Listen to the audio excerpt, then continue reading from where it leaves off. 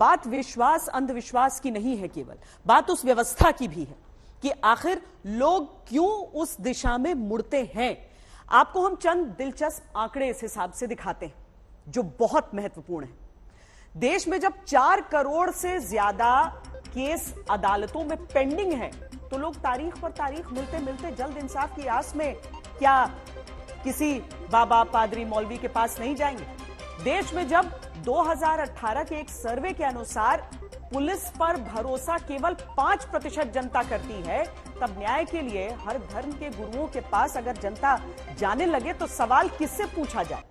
जब सरकारी दफ्तरों में घूसखोरी के मामले में एशिया में भारत के दफ्तर जो होते हैं वो नंबर 1 होंगे, तो लोग अपने अटके काम कराने की आस में बाबाओं का ही सहारा लेंगे। देश में नीति आयोग की रिपोर्ट बताती है कि भारत के सरकारी अस्पतालों में 1 लाख लोगों के इलाज के लिए औसत 24 बेड हैं। तो सोचिए कहां जाएगा आम इंसान। कहीं विश्वास जब घटता है तभी शायद अंधा विश्वास भी जन्म लेता है। अब गरीबों के हक पर जब अमीर और नेता डाका डालेंगे तो गरीब कहां जाएंगे, यह सवाल हम पूछेंगे।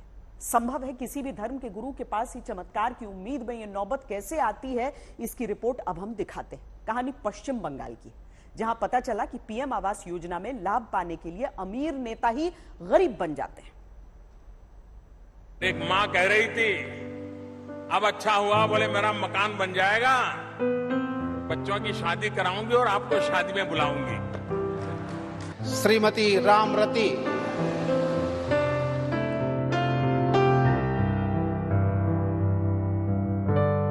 उनका इतना उत्साह था। सपने जब सच होने लगते हैं तब इंसान किसी भी अवस्था में क्यों न हो, कुछ कर गुजरने का माजा पैदा होता है। वो मैंने उस मां की बातों से देखा।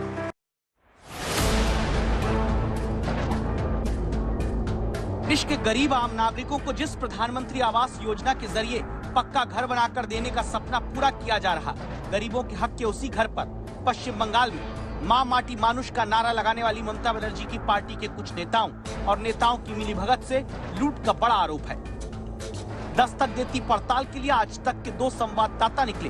वर्धमान जिले में सूर्याग्नि रॉय, दक्षिण 24 परगना जिले में राजेश साहा। कोलकाता से 100 किलोमीटर दूर वर्धमान जिले में ये गांव केशवपुर है, जहां आज तक के कैमरे पर एक आलीशान घर दिखता है, 4 मंजिला घर। इसे देखकर आप भी कहेंगे इसका पीएम आवास योजना में आपसी बंदरबाट से क्या रिश्ता। तो पहले ये जान लीजिए घर किसका है। ये घर टीएमसी के नेता जहांगीर शेख का है, जो वर्धमान के केशवपुर गांव के उप प्रधान भी हैं। आरोप है कि फिर भी पीएम आवास योजना में उनके रिश्तेदारों का नाम शामिल हुआ। यहाँ के उप प्रधान, इस गांव के उप प्रधान जहांगीर शेख फिलहाल एक कंट्रोवर्सी में है। क्यों?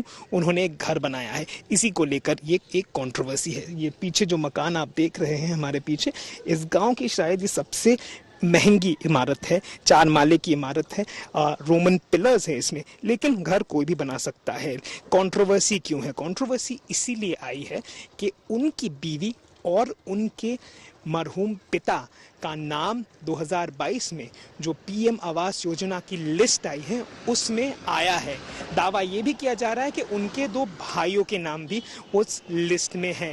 अब आप टीएमसी नेता के इस आलीशान घर के साथ पीएम आवास योजना की लिस्ट में शामिल रिश्तेदारों का नाम देखिए।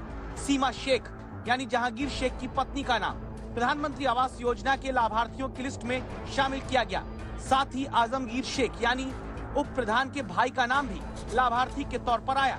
आरोपी टीएमसी नेता कहते हैं पता नहीं कैसे नाम उनके घर वालों का जुड़ गया। दादा पीएम लिस्टे नाम আছে এটা সত্য কথাই, কিন্তু কিভাবে যে নামটা এসছে আমি সত্যিই জানি না। 2016 সালে তখন একবার সার্ভে হয়েছিল পঞ্চায়েতের ভিআরপিদের বা ব্লক অফিসের স্টাফদের, তখন কার কার বাড়ি নেই এটা একটা অর্ডার হয়েছিল। पता चला है कि मीडिया में विवाद सामने आने के बाद अब आलीशान घर के मालिक टीएमसी नेता के परिजनों का नाम प्रधानमंत्री आवास योजना के लाभार्थियों की लिस्ट से हटा दिया गया। लेकिन गड़बड़झाला सिर्फ इतना नहीं, दक्षिण 24 परगना जिले में जिनके पास पहले से पक्का मकान है, जिनके घर में कार खड़ी है, आरोप है कि वो भी पंचायत के अधिकारियों के साथ मिलकर पीएम आवास योजना के लाभार्थी बन गए। जरूरी है कि देश में ऐसे ही गरीबों के घर के अधिकार पर कब्जा करने वाले लोगों की पहचान हो, कार्रवाई तुरंत की जाए। राजेश साहा के साथ सूर्याग्नि रॉय, वर्धमान आज तक।